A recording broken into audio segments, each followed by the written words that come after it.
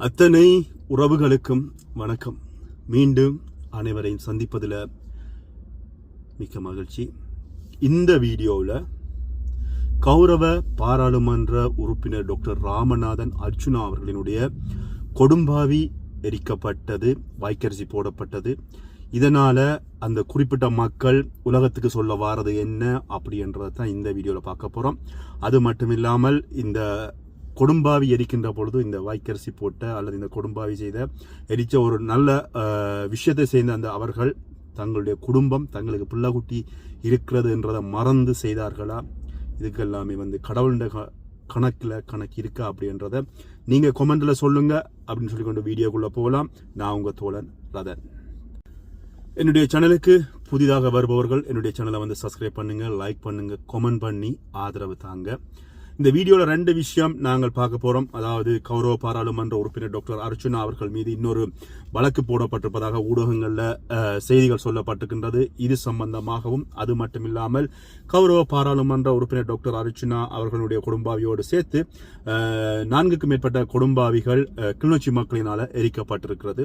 இவைகள் முழுத்தும் இதுக்கு என்ன நடந்திருக்கிறது அப்படின்றத பார்ப்பதற்கு முன்பதாக என்னுடைய சேனலுக்கு புதிதாக வருபவர்கள் என்னுடைய சேனலை சப்ஸ்கிரைப் பண்ணுங்க, லைக் பண்ணுங்க, கமெண்ட் பண்ணுங்க, ஆதரவு தாங்க அப்படி என்று சொல்லி பணிவன்போடு கேட்டுக்கொண்டு இந்த விஷயம், இந்த கொடும்பாவி எரிக்கின்ற சம்பவம் யார் செய்திருப்பார்கள் அப்படின்னு சொல்லி நீங்க நினைக்கிறீங்கன்றத தயவு செய்து என்னுடைய கமெண்ட்ல பகிர்ந்து கொள்ளுங்க அப்படின்னு சொல்லி கேட்டுக்கொண்டு, அண்மையில இடம்பெற்ற டிசிசி கூட்டத்தில் கௌரவ பாராளுமன்ற உறுப்பினரும் டாக்டருமாகிய ராமநாதன் அர்ச்சுனா அவர்கள் கிளிநொச்சி கூட்டத்தில் சொல்லியிருந்தார். இந்த ஒரு விவசாய அமைப்பினுடைய ஊழல்கள் சம்பந்தமாக கணக்கு கேட்கப்பட்டது. இந்த கணக்கு என்ன நடந்தது, இவ்வளவு காசும் எங்கே போனது, இந்த கணக்கு இதில் இருக்கிற தவறுகள் என்ன, இதுக்கு நடந்த ஊழல்கள் என்ன, இவைகள் சம்பந்தமான விஷயம் அங்கே பேசப்பட்டது. இது டாக்டர் ராமநாதன் அர்ச்சுனா நேரடியாக அங்கே போய் எடுத்திருப்பார் அப்படின்னு இல்லை. இது யாரோ ஒருவர் கொடுத்திருப்பாங்க. இந்த ஊழல்கள் சம்பந்தமாக என்ன சொன்னா, இந்த கொடும்பாவி எரித்த பொழுது அதில் ஒவ்வொருடைய பேர்களும் சொல்லப்பட்டு எரிக்கப்பட்டிருக்கிறது. 4 பேரா 5 பேரோட கொடும்பாவிகள் எரிக்கப்பட்டிருக்கிறது. அதில் பேர்கள் போடப்பட்டிருக்கிறது. அது ஒரு பேர் டாக்டர் ராமநாதன் அர்ச்சுனா அவர்களுடைய கொடும்பாவியாகவும் இருந்தது. உண்மையில கவலைக்குரிய ஒரு விஷயமாக இருக்கிறது. உண்மையில இது பாத்தீங்கன்னு சொன்னா ஒரு கட்சி ரீதியாக ஒரு கட்சியினுடைய ஆதரவாளர்கள் செய்கின்ற திட்டமிட்ட ஒரு செயல். அதாவது குறிப்பிட்ட கட்சியினுடைய அந்த உறுப்பினர், பாராளுமன்ற உறுப்பினர் ஒருவரை, கௌரவ பாராளுமன்ற உறுப்பினர் டாக்டர் ராமநாதன் அர்ச்சுனா குறிப்பிட்ட நபர் மக்களை ஏமாற்றுகிறார் அப்படின்றத தொடர்ச்சியாக பொது வழியிலும் பாராளுமன்றத்திலும் சரி, பொது வழியிலும் சரி, மக்களுடையும் சரி, அவருடைய சமூக வலைத்தளத்திலும் சரி சொல்லி கொண்டு வருகிறது பெரிய ஒரு பிரச்சனை இருக்கிறது.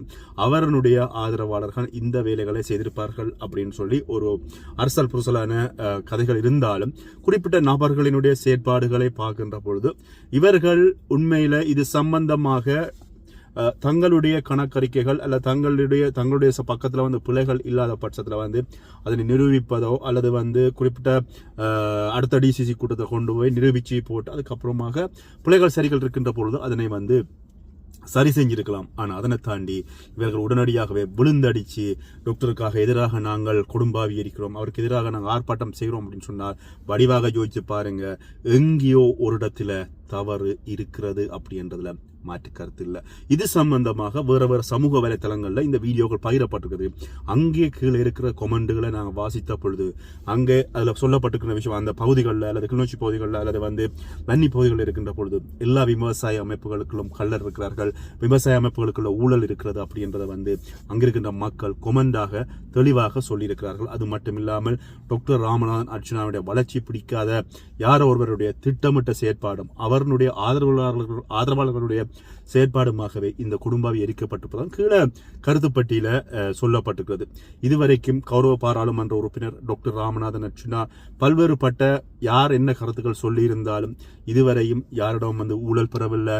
எங்கேயுமே பாத்தீங்கன்னா சாராய பார் கட்டி கொடுக்கல, எந்த பெண்ணுக்கும் அவருடைய பெண்ணுடைய வாழ்க்கையை சீரழிக்கல, அல்லது இன்னொரு மாவட்ட மக்கள் முன்வரக்கூடாது என்று சொல்லி அவர்களை தடுத்ததாகவோ அல்லது தங்களுடைய பிரதேசம் வளராமல் கீழே போகணும், அங்கே இருக்கின்ற மக்கள் படிப்பறிவில்லாத மக்களாக தொடர்ந்து இருக்க வேண்டும் இப்படி என்று எதுவுமே சொல்லாமல் தன்னுடைய மக்கள் வளரணும், தனக்கு வாக்களித்த மக்கள் வளரணும், அண்மையில கூட பெட்ரோலால அங்கிருக்கின்ற மக்கள் பாதிக்கப்படுகின்ற விஷயங்கள் சம்பந்தமாக பாராளுமன்றத்தில் கூட எடுத்து கூறிய விஷயங்கள், இப்படி தனக்கு வாக்களிக்காத மக்கள் பின்னுக்கு போகின்றவர்களை மேல கொண்டு வந்தவுடன் அவர்களுடைய வாழ்க்கை தரத்தை கூட்டிவிட வேண்டும், ஊழல்வாதிகளை ஒழிக்க வேண்டும் இப்படி என்று சொல்கின்ற கௌரவ பாராளுமன்ற உறுப்பினர் ராமநாதன் அர்ச்சுனாவுடைய வளர்ச்சியை பிடிக்காதவர் எவரோ இந்த விதமான கருத்துக்களை அல்லது அவர் மீது திணிக்கின்ற பிரச்சனைகளை திணிக்கின்ற விதமான விஷயப்பாடுகளை கொண்டு வருகின்றதான் உண்மையில கவலைக்குரிய ஒரு விஷயமாக இருக்கிறது.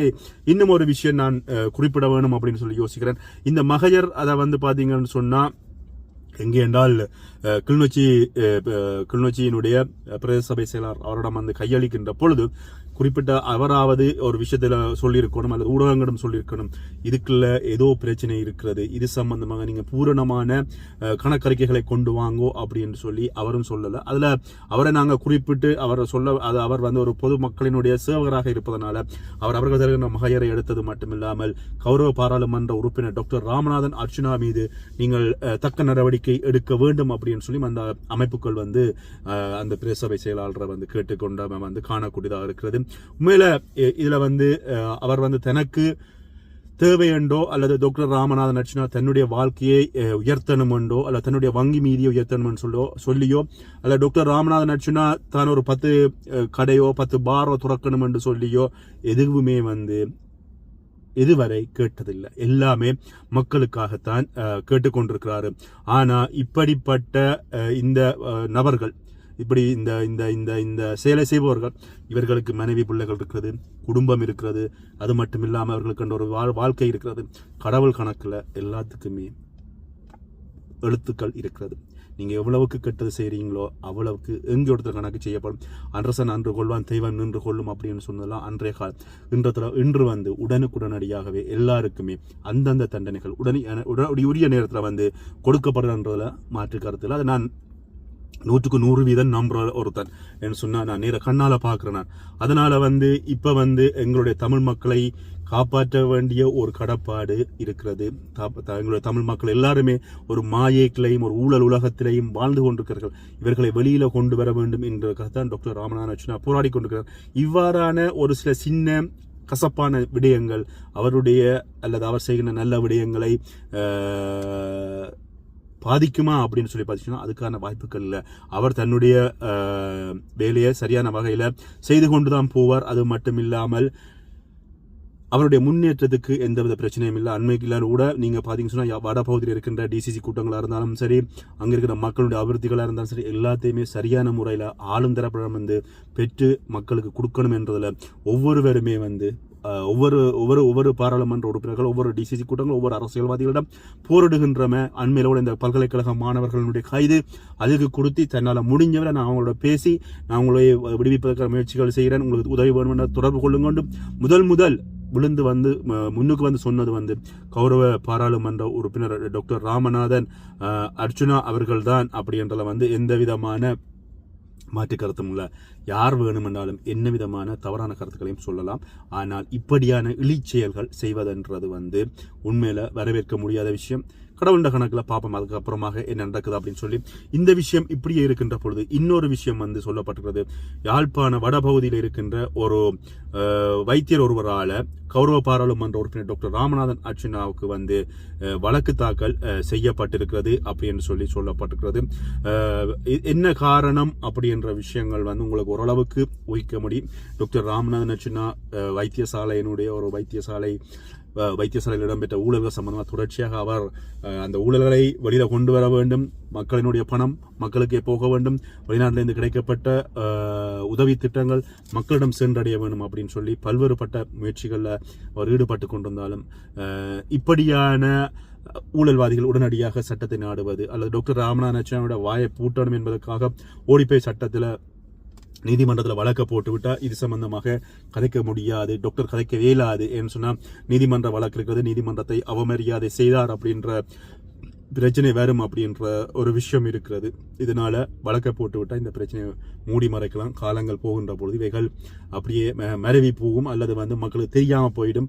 அப்படியே நாங்கள் அதை மறைச்சிடலாம் அப்படின்ற ஒரு காரணங்களுக்காக ஓடிப்போய் ஒவ்வொருவருமே டாக்டர் கேட்கின்ற ஊழல்வாதிகள் ஒவ்வொருவரும் தங்களுடைய ஊழலை மறைப்பதற்காக உடனடியாக டாக்டர் மீது வழக்க போடுறது தான் ஒரு பிரச்சனையா இருக்கு. ஆனா ஒரு விஷயம் இதுல தெளிவாக நாங்கள் டாக்டரினுடைய ஆதரவாளர்கள் என்பதை தாண்டி அவர் செய்கின்ற, நான் சொல்வதில் பிழை இருந்தால் நீங்கள் கமெண்ட் பண்ணுங்க, அவர் செய்கின்ற நல்ல விடயங்கள் தான். அவர் தன்னந்தனியாக இரவு பகலாக இந்த வாகனத்தை பிரயாணம் செய்கின்ற பொழுதும் எத்தனையோ அவருக்கான எதிர்ப்புகள் அது இயற்கையாலும் சரி, செயற்கையாகவும் சரி, மக்களாலும் சரி, இதர அரசியல் கட்சிகளாலும் சரி, என்ன செய்தாலும் அவர் இன்று வரை அவர் தப்பி அதிலிருந்து மீண்டு பயணிக்கிறார் சொன்னால் அவர் செய்கின்ற நல்ல விடயங்கள், மக்களிடமிருந்து அவருக்கு கிடைக்கின்ற அன்பும் ஆதரவும் ஆசீர்வாதமும் அவரை என்னைக்குமே கீழே கொண்டு போவாது. இந்த விஷயங்களையும் அவர் கடந்து வருவார் அப்படின்ற நம்பிக்கை என்னை போல கௌரவ பாராளுமன்ற உறுப்பினர் டாக்டர் ராமநாதன் அர்ச்சனாவோடு பயணிக்கின்ற நிறைய பேருக்கு இருக்கிறது. உங்களுடைய கருத்துக்களை என்ன அப்படின்றத